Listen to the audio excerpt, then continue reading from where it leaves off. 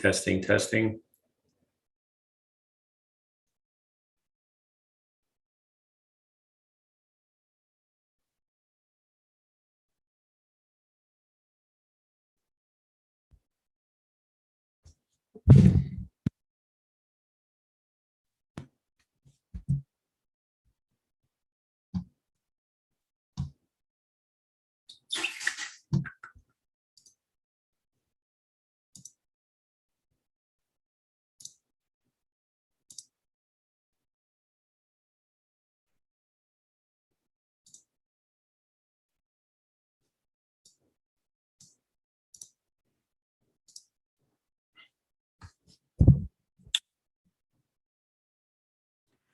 Testing, testing, 1, 2.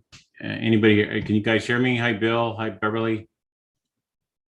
Are you able to hear me?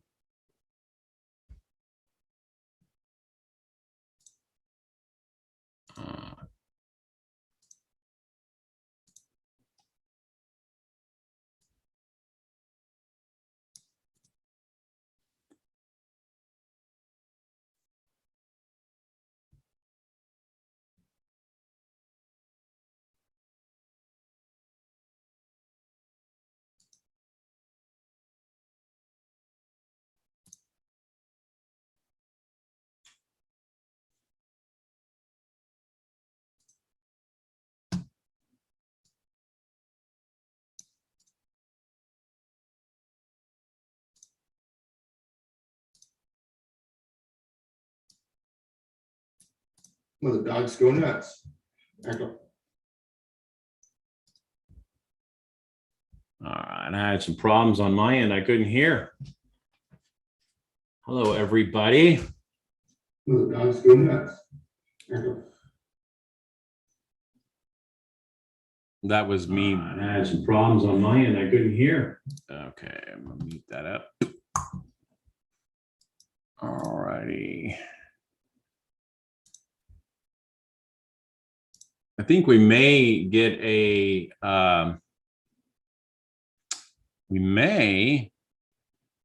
visit from Scott today. Maybe. We'll see.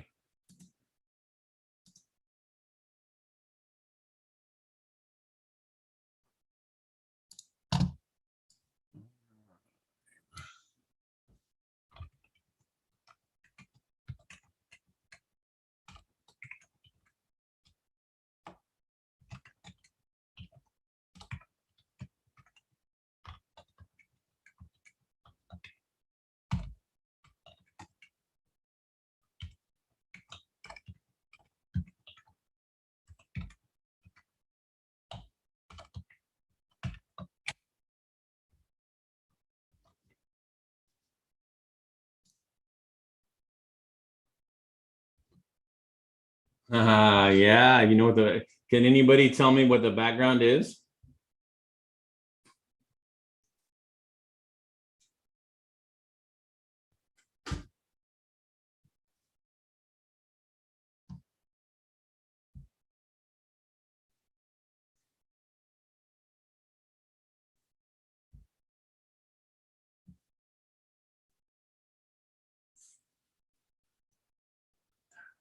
What am I doing here? I'm so discombobulated.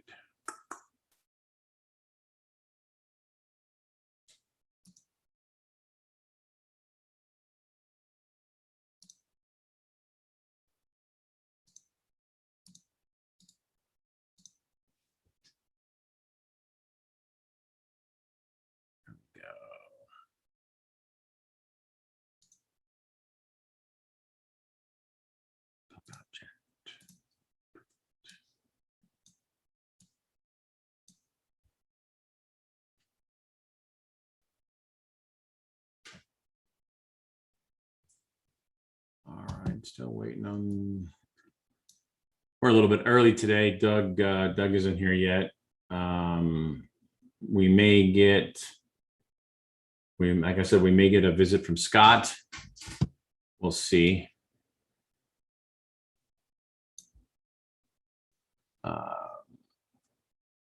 Yes, still in Beaumont.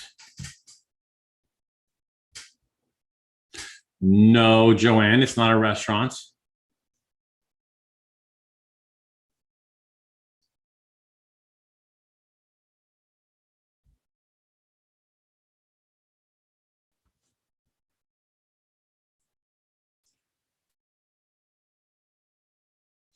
It's actually not even anywhere close to a restaurant. Seriously though, I'm curious. Can anybody tell me what the backdrop is? Does anybody know off the top of their head without looking it up? No, Tiffany, it's not my kitchen.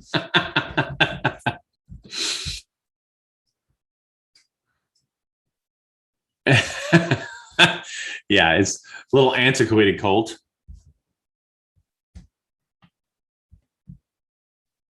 Not a hotel.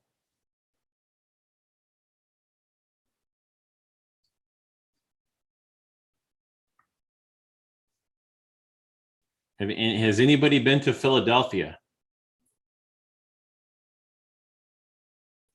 That's a hint.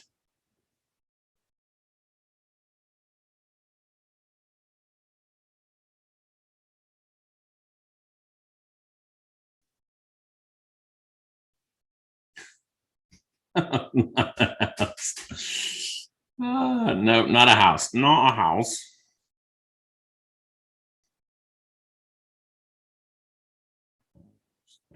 Wrong.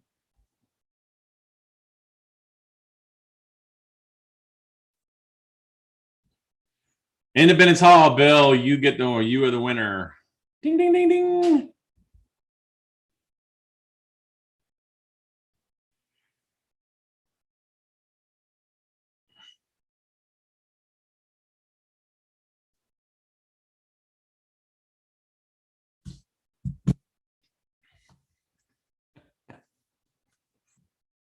Douglas is here. Not thinking. I'm thinking Scott's probably not going to show, but we still may see him, but I'm not holding my breath. It would be awesome. Mr. Gibbs, are you available? Are you there? Hovering, I know, John. I love it up there. Is it you getting monsoons this week? We can make something happen, Bill. I'm conversing with the class. Are you on the road? Negative. I am at home. Oh, okay. Why do you ask? Background. Come on, Doug. All right, Doug. What is my background? Oh, I didn't scrutinize it. Okay. All right, fine. It's Independence Hall where they debated. All right. I didn't scrutinize it. All I saw was tables, chairs. I didn't scrutinize it. Jesus. Somebody in the chat said it looked like a restaurant. Once you said, come on, I got to looking like, oh, okay. Yeah, that's the room in Independence Hall where they debated the Declaration and the Constitution. Exactly. This is the Constitution class. I thought it would be very, very cool to have as my background. What happened to you? Are you on the road? What do you mean? I don't see your picture. Oh, sorry. Ah, there you are. I didn't realize that I hadn't hit the share video button yet. Anna, my high end, I always have a high and tight. Ask Doug. He's known me for years. I get my haircut every Friday. Yeah, he never changes. And when he does, it's because he didn't get his haircut. The only time I didn't get a haircut was during COVID. Yeah, I remember that a few times. You're starting to look a little shaggy there. Dude, it was brutal. Brutal. When it touches my ears, I get like, yeah. I'm the same way. As a military in me, and shoot, I think I went like 4 months without a haircut. Oh, that was just way too long. Maybe my barber never closed. Conservative guy. He said, let them force me to shut down. Right. And they never did. Good for him. So Bill, he usually has like One American News or something like that on one of the TVs. ESPN's usually on the other, but yeah, Bill loves what I do, conservative guy. And then the young kid I have cut my hair, his name is Joshua, and he's an Army vet. loves the country, loves what I do. He's got every book. Yeah, so I tip him well. I give him books sometimes as a tip. Nice. Very good. Yes, Joanne, thank you for clarifying. Yes, fake pandemic. I'm trying Scamdemic. Scamdemic. I don't know. I probably shouldn't be saying those words if we want the video to stay. This is true. The whole thing is, when it comes to all that jazz, I've had some discussions with people lately because there's also a lot of people who question whether or not the virus even actually exists. And I've seen enough things and know enough people to believe that, yeah, it's out there. There is something out there. There is something there. Yes, I agree. There is something there, but I don't believe it's as virulent, as deadly as they're making it out. Now, that said, it is, if someone gets sick, they want them in the hospital, it's not like a gotcha against me. I'm like, no, I believe that can happen. I just believe the percentage is so low.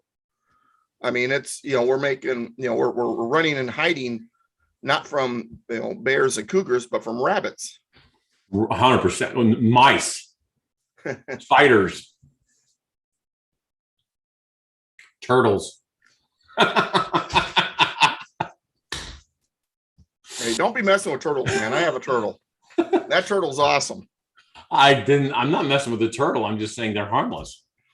No, my turtle is not harmless. Stick your finger close to its mouth. See what happens. Trust me. That dude is not harmless. Okay. Or that chick. A turtle or a bear?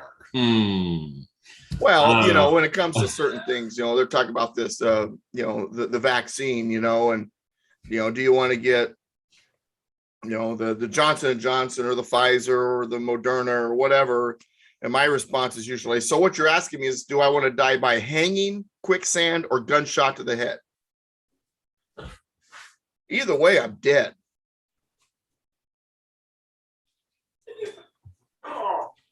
I have to show you something. See if you can. I have to show you something here.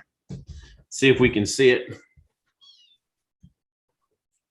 Aw. I hate cats, but that's cute. So I have 4 of these little guys. Oh, kittens are cute. They're fun to play with. But you know what the problem with kittens are? Tell me. They become cats. Whatever. I knew you were going to say something along those lines. Now, that said, I've got a serious mouse problem right now at my house. And I'm this close to authorizing getting a cat. Well, I have 4. I bet you don't have a mouse problem. No, I don't have a mouse problem. Actually, I have more than 4. I have 4 kittens. Believe it. How's that?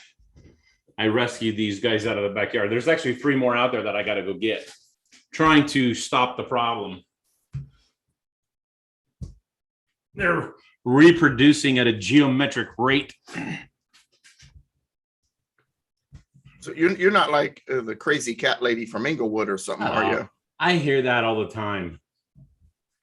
No, I'm not the crazy cat dude, crazy cat lady, but I do love cats, and I have several.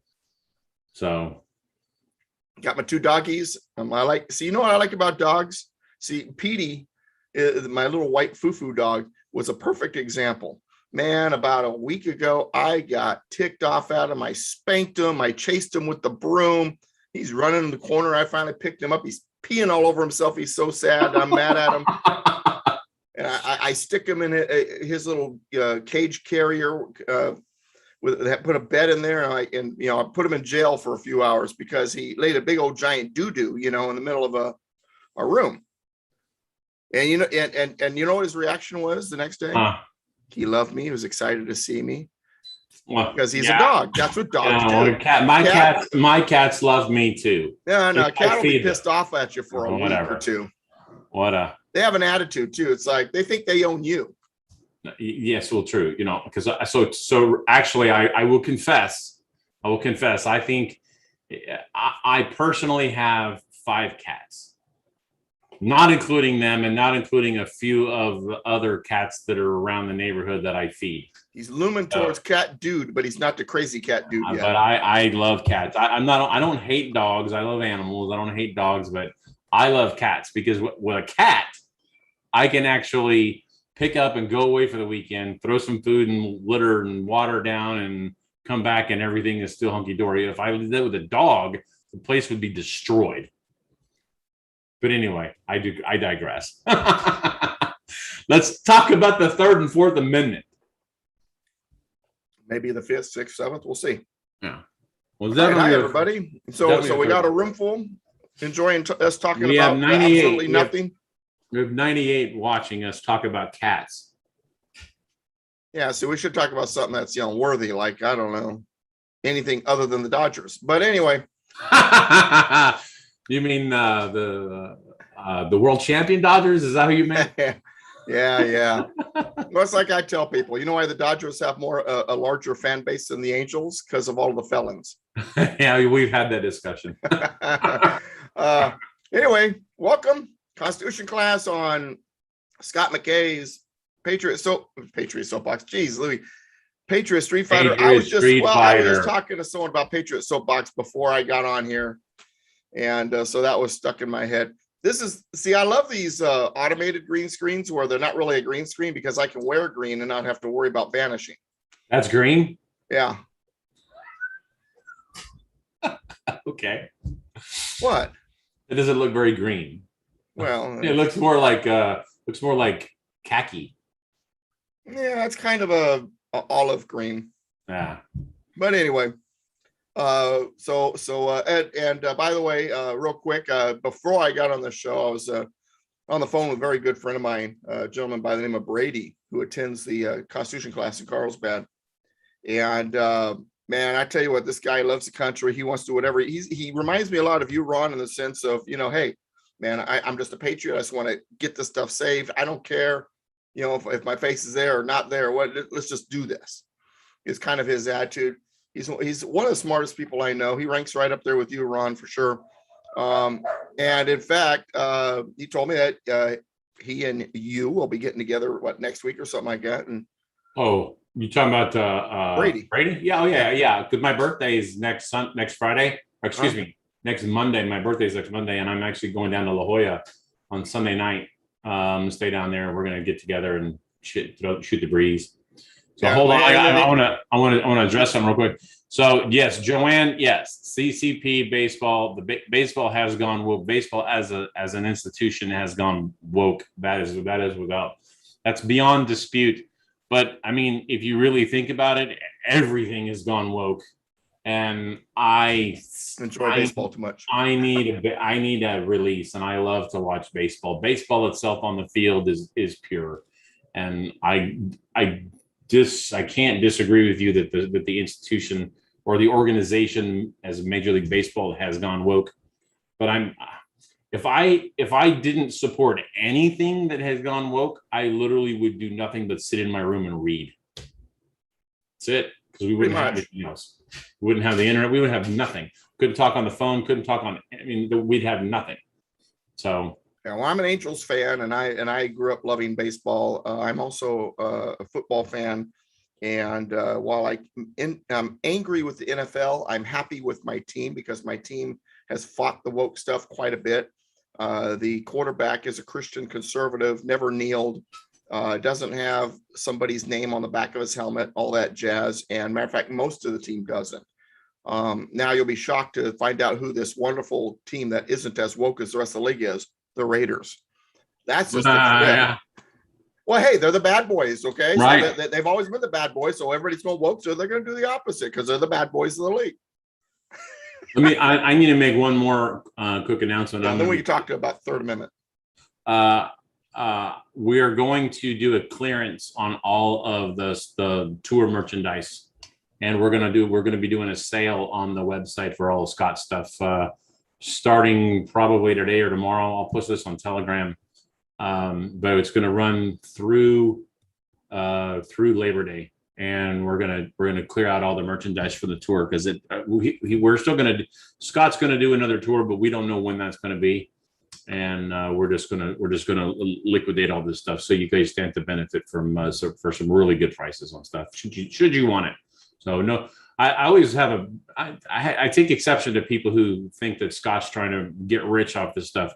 All we do is we make shirts and stuff for you guys so that you can be a billboard out there in the public, and nobody's holding a gun to your head to buy anything. So when people call Scott a patriot as in a PAY, that really just makes me angry.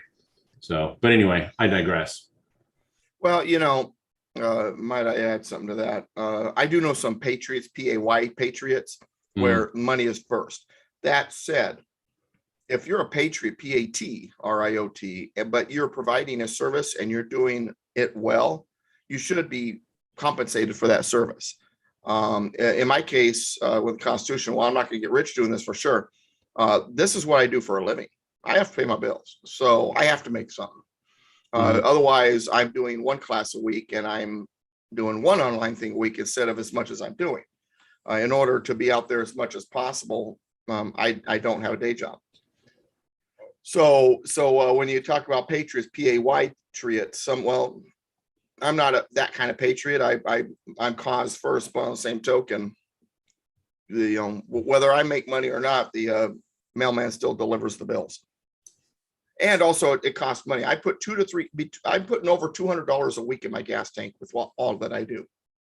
Give you an example. But that all said, let's get on the Third Amendment now. Yep. Good to see all you guys. Room's a little bit more full. Spent about 10 minutes not talking about the Constitution, but don't worry, folks, we'll get there. I can always tell if I grab a Constitution that someone in one of my classes used and then left in the class, and I wound up with it because it has like all these notes scribbled on them. But nonetheless, that's the one I grabbed, and that's one I've got. Amendment 3. No soldier shall in time of peace be quartered in any house without the consent of the owner, nor in time of war, but in a manner to be prescribed by law. Quartering. What is quartering? The average person may not be aware of what that is. Some people do. Quartering goes all the way back to the Revolutionary War. It goes back to what was going on with the British. Now, remember, the colonists considered themselves Englishmen. They didn't like the way they were being treated. And what was happening once the colonists got a little rebellious, a little rambunctious, a little, defiant, the British began to tighten their fist on them, tighten the grip. It kind of reminds me of a line in Star Wars, Vader, the more you tighten your fist, the more galaxies will slip through your fingers, or more systems will slip through your fingers. And that's kind of how it is, right? The more that tyrants tighten down, the more that they anger those who they are controlling, and they wind up with a revolution on their hand. And with the colonists, what was happening is they had gotten so difficult that British troops began to be stationed there permanently. But rather than have a barracks or something like that, they were expecting the colonists to quarter them. In other words, allow them to sleep at their homes, feed them, take care of them. Think about this for a moment. The enemy is in your house, and you are required by law to feed them, house them, bed them, with bedding, and so forth. Better be careful how I say certain things. Boy, I tell you, about half the audience probably started laughing, and the other half went, "What?" Exactly. And some of that may have been going on too, by the way. But nonetheless, and what was happening was the British had gotten to the point where you could only buy British products because British tax, or if you did buy a product from another country, it had to go through the British system first, so that the tax label could be attached so that you would pay the tax. What was happening is there was a lot of black market kind of things going on, and so the colonists had a lot of these contraband goods, sugar from Bermuda and wine or something from France, and so on and so forth, that didn't go through the British, didn't get its tax paid. And so the British troops were not only being quartered at these people's homes, but they were ransacking the homes on what was called a writ of assistance. Writ of assistance is basically a general warrant that says, we know you got something, and with this warrant, we can look for whatever it is. Nothing specific, but we can do it. It's a general warrant. writ of assistance. So we got the enemy sleeping in your house, they're ransacking your house, looking for contraband. And so they learned their lesson. We don't want tyranny doing that to us ever again. So a Third Amendment gets written. No soldier shall in time of peace be quartered in any house without the consent of the owner, nor in time of war, but in a manner to be prescribed by law. In other words, if necessary that the friendlies need to use your location, then Congress would have to pass a law, the president would have to sign it to allow it for it. Now, that would be in a case of war on our shores, which we've never really had that situation arise. Now, I always try to find modern examples to help us understand why these amendments are important. And I never really had one for the Third Amendment until about a decade ago. And what happened was in Colorado, there was a person who was, I can't remember why they were going to need to be surveilled by the FBI, but the FBI wanted to surveil them. So they went to the person who lived across the street, said, we need to use your home for the next few days as a surveillance post, and we'll sleep here, eat here, but we need to use it as a stakeout. And the owner said no. They kicked in the door, they arrested the owner and used his house anyway. He sued the federal government and the FBI using the Third Amendment and won. Because the FBI could not quarter themselves in his home without his permission. He said no. And the Third Amendment says, no soldier shall. Well, any law enforcement officer is a soldier too, from the point of view of the founding fathers. Anybody who's going to be armed and carry out orders. And so the Colorado guy won Third Amendment. So Third Amendment still applies. It still can be used, and they are still trying to violate it. And I'm wondering now, that scene that I heard about in Colorado, now that we're under the woke tyranny of the Biden administration, I wonder how many times this has become even more so frequent of a case. One wonders. But that's the Third Amendment. Let's move to the Fourth Amendment. Now, the Fourth, Fifth, Sixth, Seventh, and Eighth Amendments are the legal amendments. Let me back up. Amendment 1, 2, and 3 is your personal rights. 4 through 8, legal rights. The 9th, all other rights. The 10th, states' rights. So I'm going to try to lump 4 through 8 together. We'll see if we can get through them today. And if we don't, that's okay. We got the time because Ron will make time. Yes, I will. I had to grin because I was just giving them a piece. But anyway, so the Fourth Amendment, top of page 22, if you have this particular pocket constitution.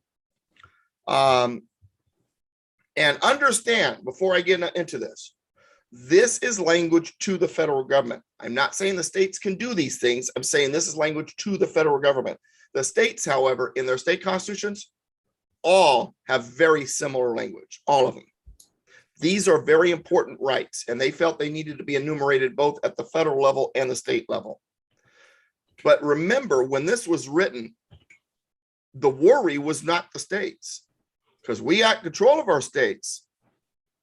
The worry was this potential federal government tyranny that could rise up. That was the worry. And the Bill of Rights, remember, also happened after the original 7 articles of the Constitution was written. So this is, by the way, we want to add these things, federal government, to tell you hands off of this stuff while we're at it, even though you're not authorized. That's basically what the Bill of Rights is. So Amendment 4, the right of the people to be secure in their persons, houses, papers, and effects against unreasonable searches and seizures shall not be violated. Shall not be violated. This does not say you have a right to privacy. You have a right not to have your persons, houses, papers, and effects searched and seized unreasonably. But if you throw it out there online and stuff that you have that information, your rights went out the window because you just gave them access. So if someone says, well, they've got it on Facebook, well, you put it out there. So if you want something to be yours personally in secret, keep it that way. So the right of the people to be secure in their persons, that's you, houses, your abode, papers, and effects. What does effects mean? Everything else. In other words, this means everything you own, everything that's yours. Persons, houses, papers, and by the way, if you have stuff that's not under the slots of persons, houses, and papers, it falls under effects. So that stuff too. Against unreasonable searches and seizures. So what's the difference between an unreasonable search and a reasonable search? A reasonable search and seizure would be one in which there is evidence that you have committed a crime.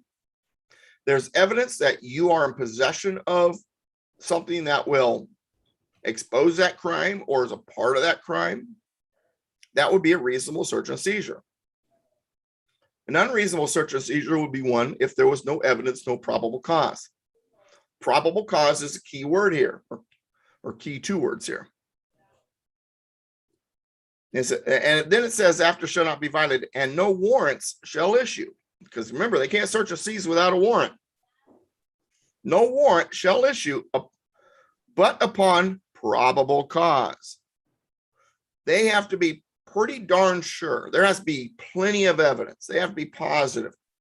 They can't be like, well, you know, I mean, look at the guy. He looks like he's probably got weed.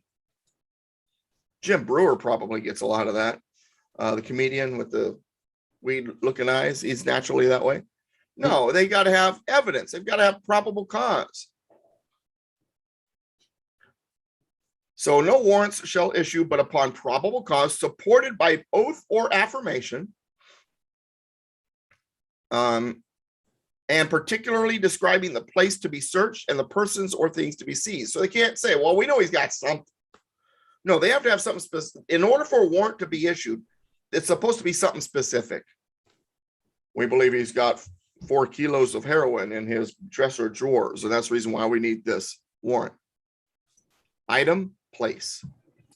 Now, if while looking for it in the dresser drawers, they find out it's under the bed, they didn't violate the warrant. They gave where they thought it was. While in there, they searched the other areas. They found it. But they can't say, well, we know he's got something. It's probably somewhere, I don't know, somewhere on his property. No, that doesn't work, because that tells you that there's not enough probable cause. There's not enough evidence. Because, see, here's the thing, and this is why this is important. Our rights were so important to the founding fathers that even the guilty needed to have their rights secured. You better be positive. Even if you know the person's guilty, better be positive. You better have the evidence, because even they have rights. Even they have the right not to be searched and seized in an unreasonable manner. And then if they do get arrested, they still have a right to a fair trial, a jury of their peers, and so on and so forth. Now, is it you that have had this conversation about jury of their peers before with? Yes, jury of the peers. See, the jury of the peers was, as the founding fathers intended, the jury of your peers is people who know you, not people who live around you. See, right now, so realistically, the way it's supposed to be is that the people who are supposed to sit in judgment of you on the jury are people that know you, not people that don't know you, and are because theoretically speaking, if it's one extra layer of protection for your against the state. So if the state can convince 12 people who know you and know what you're capable of that you committed a heinous crime, then you're really guilty. And we get caught up on this word unbiased jury. Mm-hmm.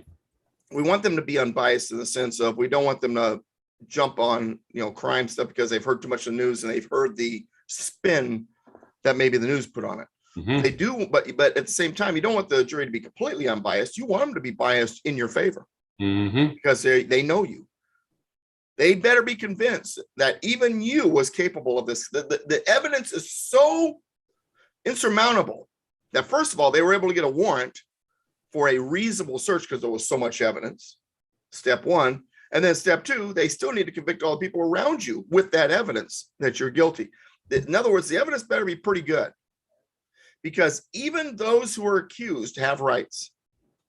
Our rights was not any small business to the founding fathers. You have a right to an attorney, you have a right to a fair trial, you have a right to a jury, you have all these rights, even if you're thought to be guilty, because our rights are so important that you better be 100% sure with enough evidence piled up before you put these people away. I went and looked up the word peer in the 1828 dictionary, and there are several things here, but the two that I see that are most apropos are an equal in excellence or endowments. A companion, a fellow, an associate. He and his peers in beauty did surpass. An equal, one of the same rank. A man may be familiar with his peers. One that one may be familiar with. Yeah. Yeah. Well, yeah. And there you go. Okay. Let's continue on. Amendment 5. No person shall be held to answer for a capital or otherwise infamous crime unless on a presentment or indictment of a grand jury. So not only is there a two-step thing here where they better have so much evidence that they first can't reasonably search unless they have enough evidence and then take you to trial, but then they have to convince a grand jury also for anything that's considered a capital or otherwise infamous crime. Now, a capital crime would be what? That is a crime in which someone, the penalty is death. A capital crime is which the penalty would be death. Murder would be one. There were other things that the penalty would be death. There's a lot of things I believe should be death that aren't, or at least a lot of torture, depending on what it is. But a capital crime is one that would require death as the penalty. Now, when it comes to an infamous crime, and actually I'm pulling up some notes about that. Here we go. Oops. So I want to, there's a couple of people talking about peers, but while you're looking that up, I'm not sure that we probably look at the term associates, acquaintances, and friends a little differently than they did back then. Keep in mind, there was no internet. I mean, everybody knew everybody, and it was in a small community. Finding people that knew you was not difficult. So I wasn't alive in that time, so I don't know for an absolute fact, but yeah. I would gather that it was 12 people who knew you, and they could be considered friends. Well, they were peers. They were in your neighborhood. They were people who were about the same level as you, also in the sense that, I mean, it wasn't like if you were a professional, it probably you're not going to have a farmer on the panel. It's going to be another professional who knows you. Right. Okay. So, capital or otherwise infamous crime. An infamous crime is a crime which works infamy in the person who commits it. You act like saying, what is red? It's a color. So let's go a little further. Infamous crimes tend to be classified as treason, felonies, or any crime involving the element of deceit. Well, that's it. The entire capital. Every politician is guilty. Any crime involving the element of deceit, isn't that the norm? Isn't that the plan of the day for every politician? So no person shall be held to answer for capital or otherwise infamous crime unless on a presentment or indictment of a grand jury. What is a grand jury? It is, once again, a collection of people who are from your neighborhood, from your community, from your county, something, and they got presented with the evidence, and they got to be convinced that the evidence is so good that that should go to trial. So still got to get past them first before it even goes to trial. Your rights are so important that there's all these steps in the way. Grand juries, by the way, can also issue indictments, except in cases arising in the land or naval forces, in the militia, when in actual service in time of war or public danger. So the military does not stand before grand juries or normal juries.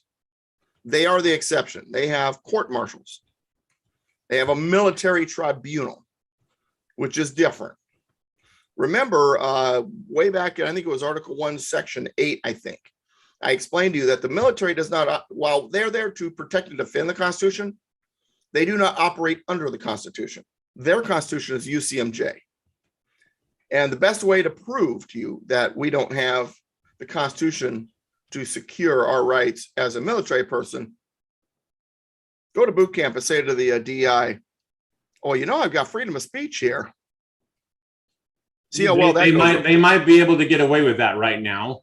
Give it. Unfortunately, maybe 20 years ago, but now I think they hold a little yellow card. I'm being punished. I can't take it. You know, I was talking to a friend of mine who was in the United States Army, and he says, "Yeah, the Army of today is not the Army that it was back in the late 70s." He was in the late 70s, right after Vietnam, and I was in the early to mid 80s. And I got in only 9 years after when Vietnam was done, even though it was the 80s. Vietnam was still in the recent memory, but the military was a different military back then. And you were in about the same time, I think, right? Mid, late 80s, early 90s, something like that. Ron? Say again? You were in what, 80s and 90s? I was in the Navy. I went in 88, October of 88, after the Dodgers won the World Series, just saying. That's how I remember things. That's how I remember things. Hey, I have to say, I grew up in the 80s and my parents had season tickets, so I got to go to I got to see Fernando Mania, I got to see all that stuff. I got to see Kirk Gibson's home run. It was amazing. But anyway, I went in the day before Thanksgiving in 1988. Got out of boot camp the weekend of the Super Bowl. And then I got out in 1992. So you went in right after I got out. Yeah. I got out in the summer of 88. And I was November, December, and January in Chicago. It was nice and warm. Went to boot camp in Orlando, Florida in August, September, and early October. Yeah. The grinder, which is asphalt, hot from the summer, and we're doing push-ups on that sucker. I had blisters on my hands from that. Yeah, we didn't have that. We wore our pea coats a lot. We had Picos. We didn't wear them. I'm sure you didn't. I think the great we call it Great Mistakes, and that's the only place that's the only boot camp that the Navy has now. It is, yeah. They closed down San Diego, and it's a public shopping area now. I was down there not too long ago. I saw that. Yeah. Yeah, and Orlando now is a neighborhood. But anyway, get back to the Constitution. Half the audience going, "Come on, man, get back to the Constitution." So the militia and the military fall under different judicial arena, military tribunals. Then it says military tribunals. Did you say? Yeah. I'm just getting excited when I hear that term. An awful lot of political people you want to be undergoing. Exactly. I'm sorry, I didn't mean to derail. It just tickled my funny bone there. Yeah, all I've got to say, and I've been saying this a lot, is the penalty for treason is death. But now they have like injections and stuff. I think we ought to go back to firing squads. That's just me. Oh no, I say we go back to impalement. If we're gonna do it, let's make the punishment so that it's like people won't do it again. I'm just saying. Wow. When you and I thought I was brutal. It says brutal as I think I am. All I gotta do is talk to Ron, and even I'm going, whoa. All right. Then it says, nor shall any person be subject for the same offense to be twice put in jeopardy, double jeopardy of life or limb, nor shall be compelled in any criminal case to be a witness against himself. You have the right to remain silent, in other words. Mm. You cannot be compelled to be a witness against yourself. But don't claim the Fifth Amendment. You have the right to remain silent after talking. It's too late. You already opened your mouth. Shut your trap, then say I plead the Fifth. Don't say a bunch of stuff, then plead the Fifth. It's too late. You already opened your mouth. Nor be deprived of life, liberty, property without due process of law. And that is actually repeated in the 14th Amendment, but to be applied at the state level. All it's saying is your rights cannot be obstacles cannot be put between you and your rights without due process of law. When you're in jail, you're losing access to a lot of your rights. But that can't happen unless you've gone through due process. You're required to go through due process. Due process being that, you must be told what the problem is. You must have the jury trial, so on and so forth. I've got in one of my books, I put the elements of due process. I just can't think of what they are off the top of my head. Nor shall private property be taken for public use without just compensation. Eminent domain. So eminent domain exists. It's in the Fifth Amendment. Your property can be taken if you are given just compensation. Here's the key here. What is just compensation? When I ask that in class, most answers say, oh, well, the current value, the market value, a fair market value. I usually get an answer like that. No. What is just compensation? Just compensation is whatever you decide is just. In other words, they can't take it and say, well, this is just, here, you get it. Your property's ours, too bad. They cannot take your property without just compensation. In other words, compensating you with what you are willing to take. If you're not willing to take it, they can't take the property. That's the constitutional definition of eminent domain. I know they play games with it. A lot of it's with conservation and stuff like that. But to give you an example of how they used to follow this, seen some of those old black and white movies and the joke where the highway is going out in the middle of the prairie. Then there's this house and the highway goes around it and then continues on because that person just compensation wasn't good enough. Nothing was just, so they refused. And so the highway went around them. Mm-hmm. Or the and this really has happened where you go into like these big cities, you got all these skyscrapers, you got this one little house in between them. That was someone who the price that they were willing to pay was not just enough compensation to them. You have a right to say no. If the compensation is not enough in your mind, you can say no, you can't take my property. Government's not happy with that. So they have now changed it in eminent domain to mean they could take it with fair market value and you don't have a choice. And that's bullpucky. You have a choice.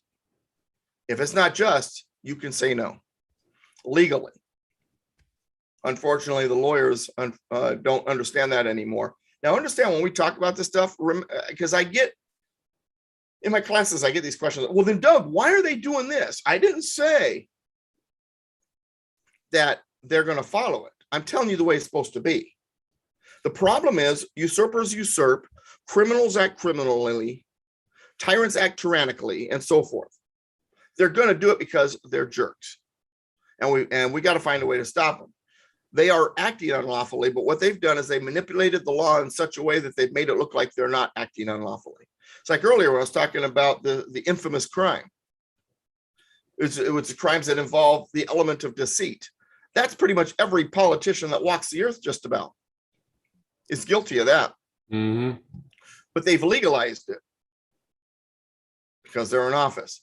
I remember earlier today in the Fallbrook class this morning, we were talking about nobility class. Now in America, we don't have a nobility class. And the lady raised her hands. Yeah, we do. They think they're above the law. And well, yes, we do in the sense of they've put themselves there. But from a legal sense, we don't have a nobility class. There's no law that says, oh, by the way, this class of people, because of their birth, are now noble and they're above you and they have special privileges. Right. They have special privileges because they've taken them. Well, if you listen to critical race theory, they'll say that. Oh yeah. White privilege. Well, you're guilty of white. Yeah. You know, if I had white privilege, I sure as heck wouldn't be living in the itty bitty house I live in. Getting back to what you were talking about, the one that I have a big issue with is civil asset forfeiture. Oh yeah, that's so unconstitutional. Big problem with that. So now I can understand if there's, you know, if you take something from somebody and it's clearly they're drug dealers and whatever. I mean, but there's a line and they've crossed that line. 100%. Yeah, when they do it just because they can. And a lot of times you wonder how much of it actually gets into the department and how much of it is being used to buy somebody's boat for the weekend. Or, might be like the scene at the end of the Raiders Lost Ark, a big giant warehouse and there's just another box on top of another box and it's forgotten. Who knows? All right. Amendment 6. In all criminal prosecutions, this is where constitutionalists start arguing. While the Bill of Rights is supposed to only apply to the federal government, the word all is used. Does this not mean also state, local, county, municipal also? Because all does mean all, right? That's the debate. That's for you to decide. I tend to lean towards this is one of the exceptions in the Bill of Rights where it goes to more than just the federal government. All means all. Doug, real quick, I don't mean to derail you, but somebody is wanting to know what civil asset forfeiture is. Go ahead and explain it to them. All right. So civil asset forfeiture is like if you're rolling around with, let's say you're rolling around with, you got $5,000 in your pocket, and the police officer thinks that he pulls you over and thinks you've committed a crime, and he searches you and finds this $5,000. They can take it and hold it under the pretext that you can't justify where you got it, and they can hold on to it, and then they can.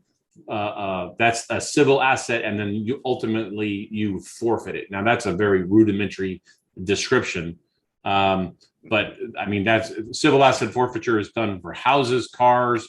There's a lot of the undercover cars that you think aren't police cars. Honda Civic, Honda Accord, BMW, Mercedes, all kinds of cars out there that are taken from civil asset forfeiture are turned into undercover cars that you would never know, for vice or for undercover purposes.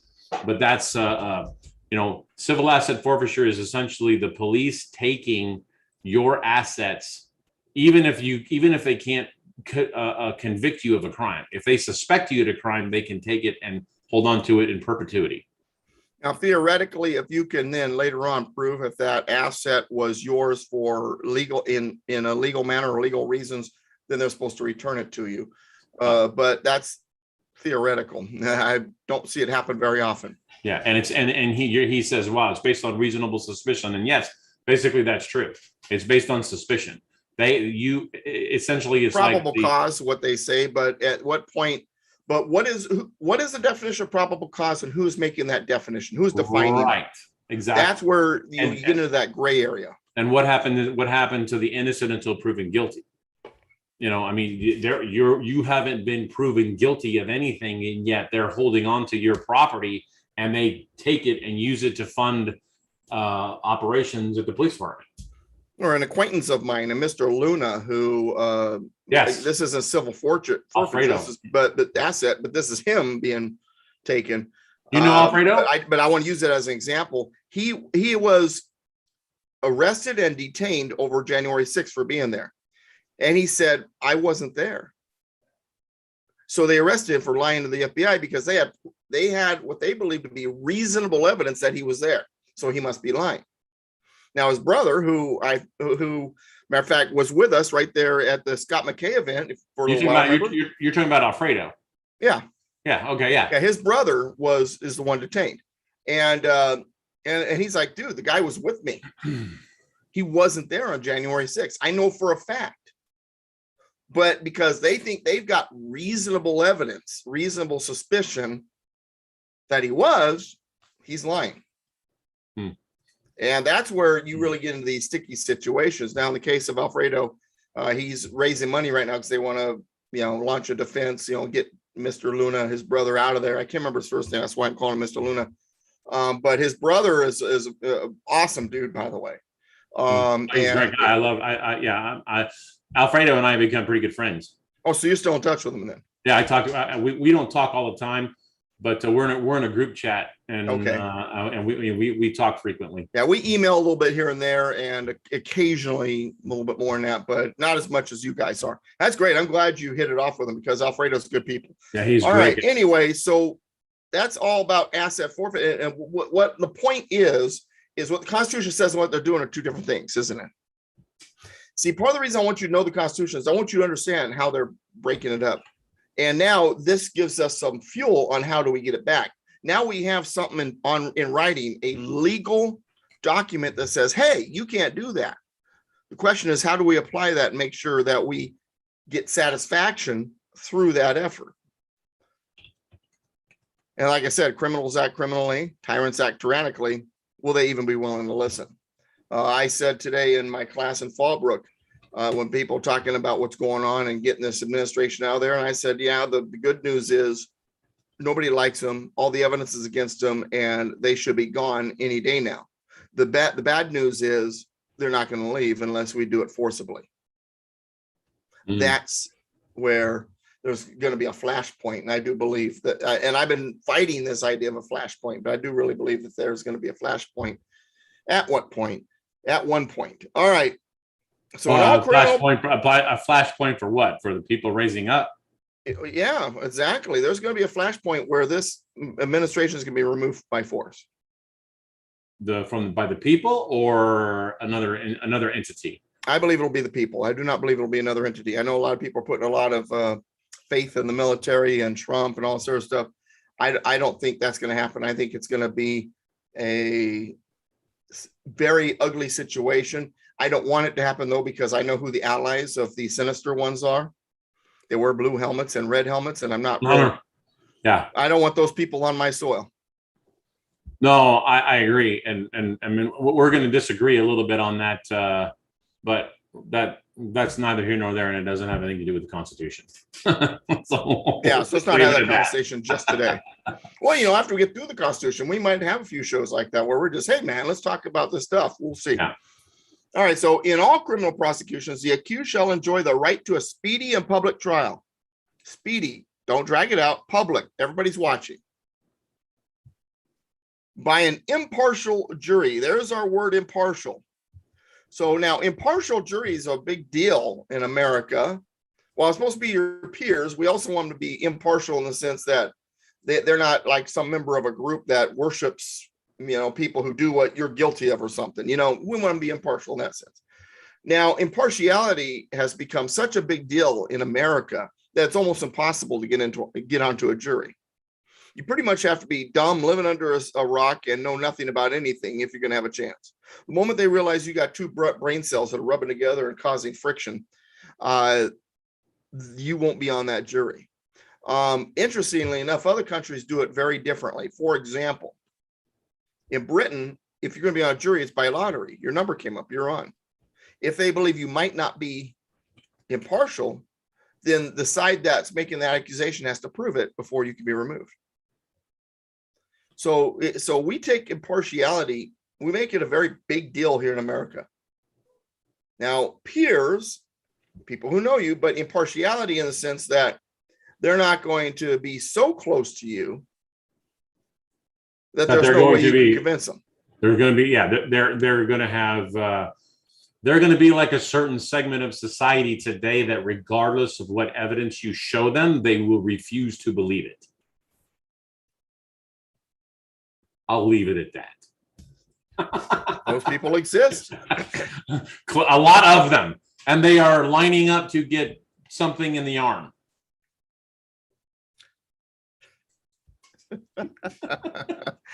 Yeah.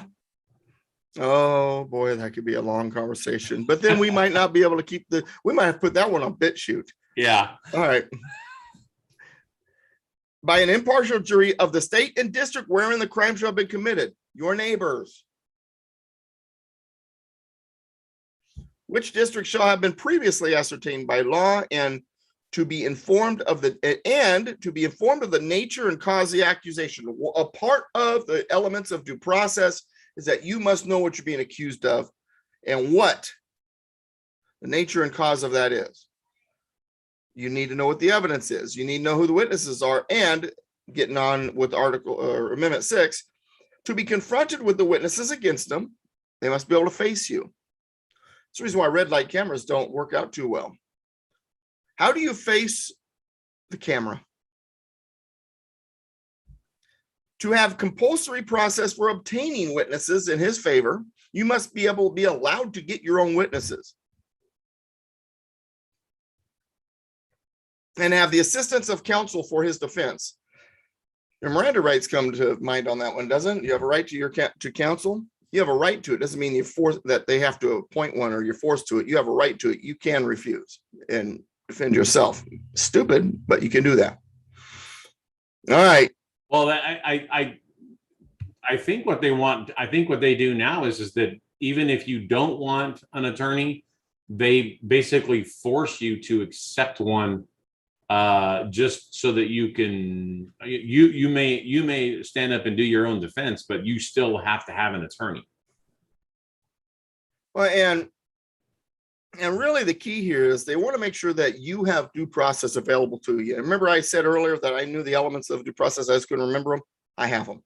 So what is due process? The essential elements of, and this is, by the way, from my book, The Basic Constitution. The essential elements of due process of law are notice, so you must be notified, an opportunity to be heard, the right to defend in an orderly proceed, and an impartial judge. It is founded upon the basic principle that every man shall have his day in court, and the benefit of the general law, which proceeds only upon notice, and which hears and considers before judgment is rendered. In short, due process means fundamental fairness and substantial justice. Now, fundamental fairness. Have you ever tried to do anything in the court system anymore? You better have money, you better have time, or you have no justice. Right. Our court system is not following this. You know what? Our court system is supposed to be available to you in a fair manner, and it's not. And you're talking something you're talking about right now. Tracy just talked about red light cameras, and that's a perfect example of the justice system gone absolutely awry. You know, because I was a part of the team that got rid of red light cameras in Marietta, by the way. Well, and see, red light cameras, what they rely on is that if you open up the mail and you look at it, or you log on to the internet to see whatever it is when you log on, that's like your admission of guilt. Well, you've got your notice. Huh? Due process. That's your notice. Yeah, that's your notice. If you take that piece of paper and you never log in, they actually see, in terms of traffic violations, infractions and whatnot, they actually have to physically, you have to have a signature on file that you have been given notice of the infraction, of whatever it may be. If it's a citation, infraction, whatever, you have to have something. And remember, you also have a right not to be a criminal, or I'm sorry, not to be a witness against yourself. Right. But the point I'm making is that if you get something in the mail, like you ran a red light camera, or a speeding camera or whatever, if you never respond to it, the court has to legally put something in your hands to say that you did it. They can't just send you a letter and then that's not sufficient. They actually, that's why if you get something in the mail and you log into the court website saying, what the heck is this? Then that's your acknowledgement that you received it. And now not just that, but also you cannot be a witness against yourself. So you look at the picture, and in your mind you say, well, that's me. No, here's how you respond. I can neither confirm nor deny that is me in the picture.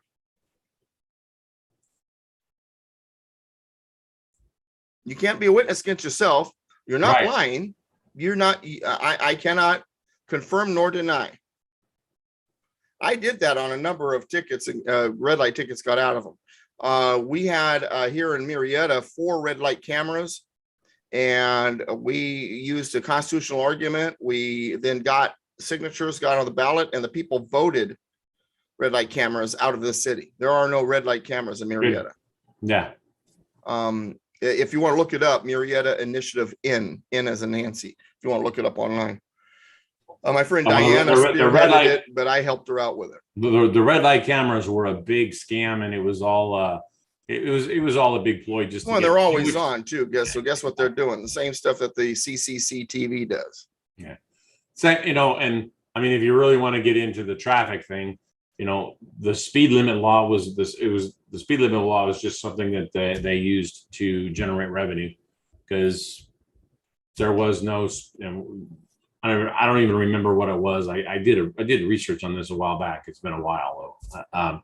The speed limit laws were not created to save lives. They were created as revenue enhancement for the municipality or state. Anyway, I digress. All right, we got about 6 minutes left, and I got 2 more amendments to get through the legal amendments with. In suits at common law, what is that? Was suits at common law? Or small claims court. In suits at common law where the value in controversy shall exceed $20, the right of trial by jury shall be preserved. So if it's less than $20 in small claims court, you don't have to worry about a jury. Of course, that number has been changed. There should have been an amendment allowing for it. That's beside the point. But that's basically talking about small claims court. If it's under a certain amount, there's no jury. If it's over a certain amount, money-wise, then the right to a trial by jury shall be preserved. But you can say, we don't need a trial by jury.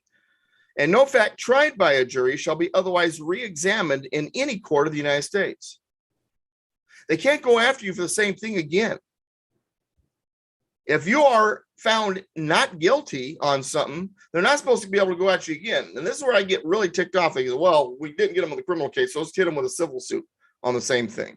No, it says that the same evidence cannot be re-examined in any court of the United States. You're innocent, you're innocent. No re-examination, no civil suit. That's malarkey, to use a Sheldon Cooper word.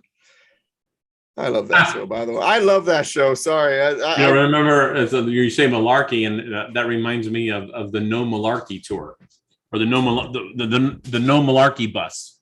You remember the No Malarkey bus? Yeah. All right. Sorry. So re-examined by any court of the United States, then according to the rules of the common law being basic law, local law. All right. Amendment 8, this is one I wanted to get to. We got 4 minutes and it's a short one anyway. Excessive bail shall not be required, nor excessive fines imposed, nor cruel and unusual punishment inflicted. Excessive and unusual are our key words here. What is excessive or unusual? What do those words mean? It means outside the norm. So when we talk about cruel and unusual punishment, someone says, well, if it's really horrible. No, if it's outside the norm. If the norm is for a particular group of people to be castrated for their crimes, it's not cruel and unusual because that's the usual punishment. If the usual punishment is a fine, but you're getting castrated, that's cruel and unusual. Understand? So excessive means more than what's usual, and unusual outside of what's usual. So excessive bail shall not be required. In other words, a fine should not be excessive than what is more than what is the norm. So if the norm for speeding tickets is 400, but to make an example out of you, we're going to hit you with 800. No, that's excessive. It has to be within what the norm is. So excessive bail shall not be required, nor excessive fines imposed, nor cruel and unusual punishment inflicted. So if something is the norm, even if you think it's horrible, if it's the norm, it's not cruel and unusual. And that's amendments 3 through 8. Surprised Nice. you got through them all? We got that with 2 minutes to spare. Yeah, well, I don't have an Even- audience raising their hand every 14 seconds also. That's one of the nice things about doing it online. I mean, I love all you guys in the chat room. I do want you to ask questions, but when I do these classes live, and there's usually one person in particular that just loves to ask a question like every 14 words out of my mouth. Well, then how come they do this? Because they do it, they're criminals. Let's go back to the way things are supposed to be. I love you people out there that like to ask a lot of questions, but boy, it makes it hard to get through a class. Real quick, September 11th, Riverside Conservative Conference has been canceled. Mark Levin and Mark Levin and Larry Elder and Charlie Kirk were going to be the speakers. Mark Levin backed out. Larry Elder, because he's running for office, backed out. And Charlie Kirk said, if those two guys aren't there, I'm not going to be there. The whole thing got canceled. So if you've heard me talking about it, it's gone. However, for those of you in Southern California, on September 10th, I will be speaking in Fallbrook at the Mission Theater in Fallbrook, but you need to RSVP. Shoot me an email if you want to be there. Shoot me the email at, the body's walking in here. Constitution Speaker at yahoo.com, Constitution Speaker at yahoo.com, Constitution Speaker at yahoo.com. If you want to see me speak on September 10th, that's a Friday, 10 o'clock in the morning is when the thing starts. Fallbrook Mission Theater, Fallbrook, California. So that's North San Diego County. Also, I have 6 Constitution classes live. Go to douglasvgibbs.com, hit the classes link, get all the information. The Huntington Beach class, if it doesn't start getting people, I'm going to close it down because there's other groups that want classes. It's a small class. You live in Huntington Beach or that area, come see me at the class. In fact, last night, Carol, who is also watching right now, because she says she watches every week on the Patriot Street Fighter show, was there last night at the class. So hi Carol, good to see you again.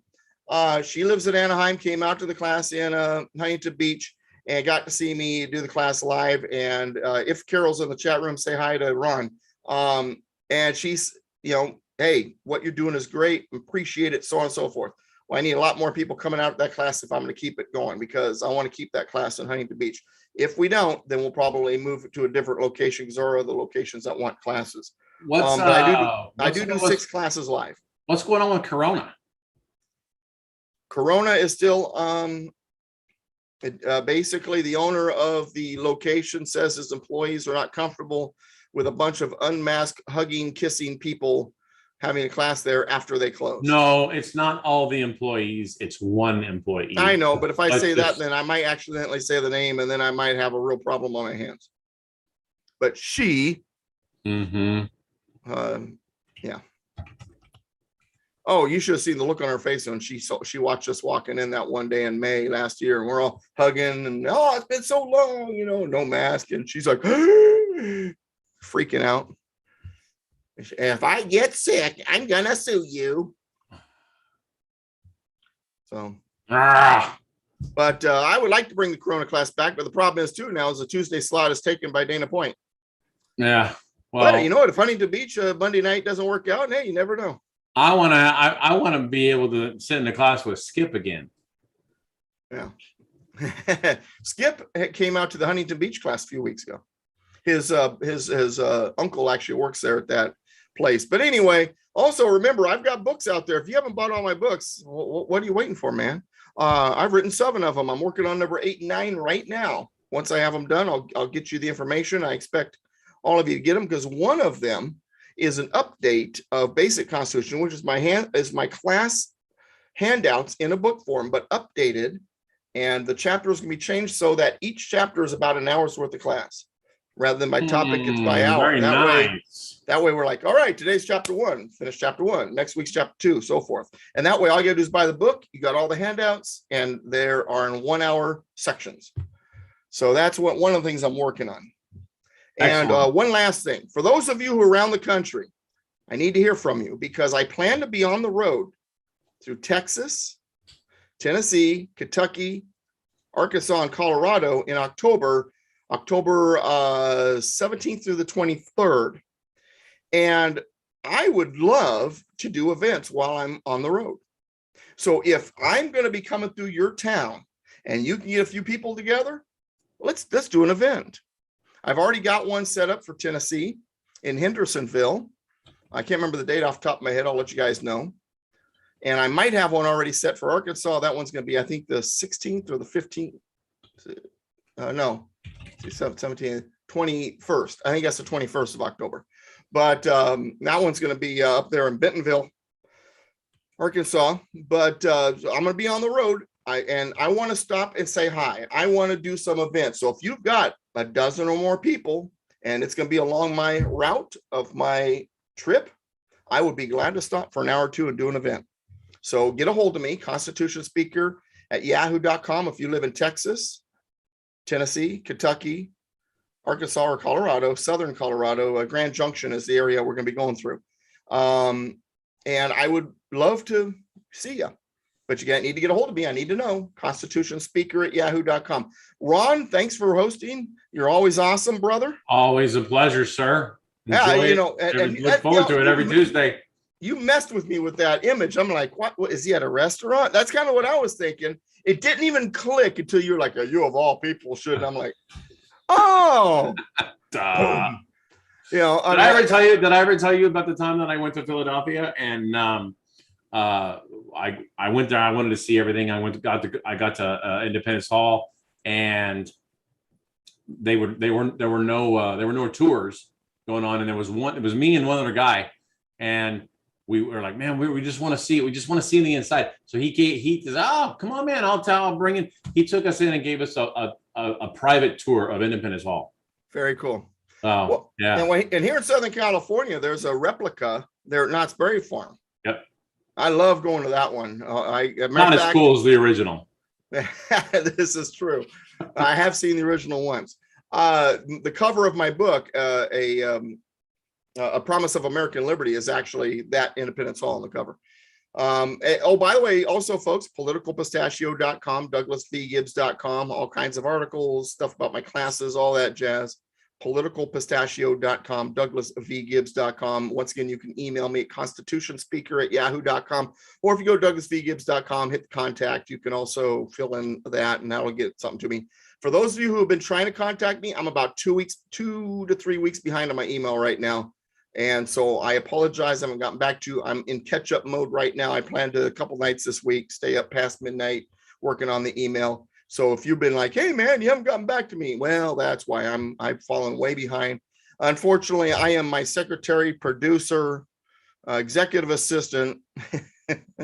I do everything. So, but I do appreciate all of you. That's why he's always late. Yeah, I'm not always late, man. I was on time today. Come on now. Yes, you were. I'm just busting your Well, butt. as I was eating my Arby's sandwich.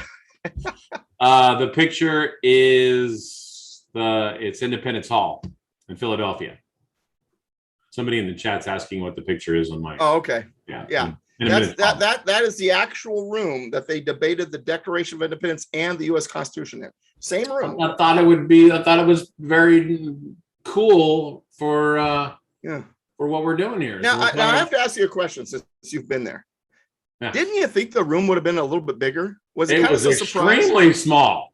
I'm like, looking, I'm like, how did they get all those guys in here? Exactly. Exactly. That's a small room. I was like, wow, this is really tiny. Well, everybody heard each other, no problem. That's for sure. The listening to the speakers was not a problem, and if you've been in there, it echoes like a son of a gun too. Yes, it does. Well, there's no the acoustics are very, very poor. What did you? So here's a question for you.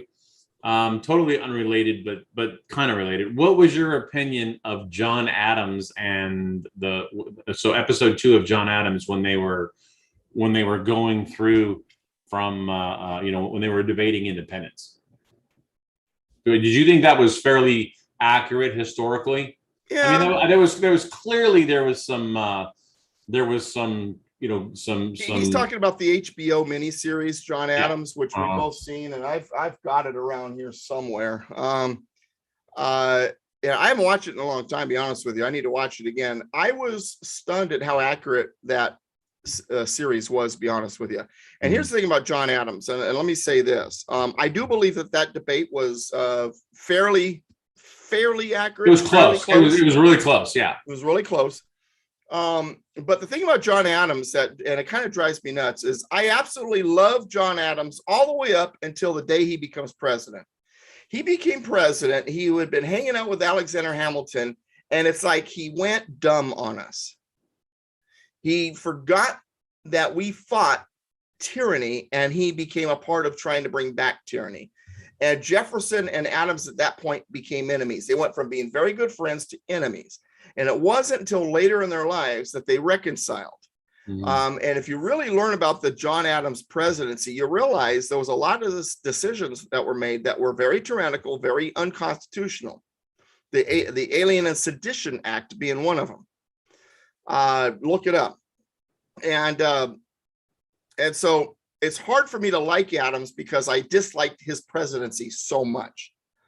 But on the same token, he came to his senses later. He and Jefferson reconciled, and they died on the same day, 50th anniversary, July 4th, 50th anniversary of the Declaration of Independence, 1826. And Adams died first earlier in the same day, and in his final words, he says, well, at least we still have Jefferson. Not knowing that Jefferson was going to be gone just hours later. But Right. that shows you how Adams really did reconcile, and he began to appreciate Jefferson again. And I think Alexander Hamilton, who on rare occasion had good things to say, for the most part, he was our first progressive liberal left commie bastard. And more and more you get to know me, the more and more you get to learn about Alexander Hamilton and how disappointed I am in that guy, because he had so much potential. He was so brilliant, but yet he believed that we should be a bigger government system, that we should be more centralized. We should be connected to Europe, and all of those things. Wrong answer. Yeah, I agree. So anyway, the Doug and I have bantered around about having a not a channel, but a time where we get together and we talk about historical history, American history. He actually knows quite a bit about the war of the Mexican American War, and I'm learning a lot of new information about the Civil War. And and you know what? I'm very careful what I say, because what I believe about the war between the states, it's a very dark place in my mind. Exactly. And I think you're moving in that direction. Yeah. When we get to 13th, 14th, 15th Amendments, though, on this show, we'll talk a lot about that for sure.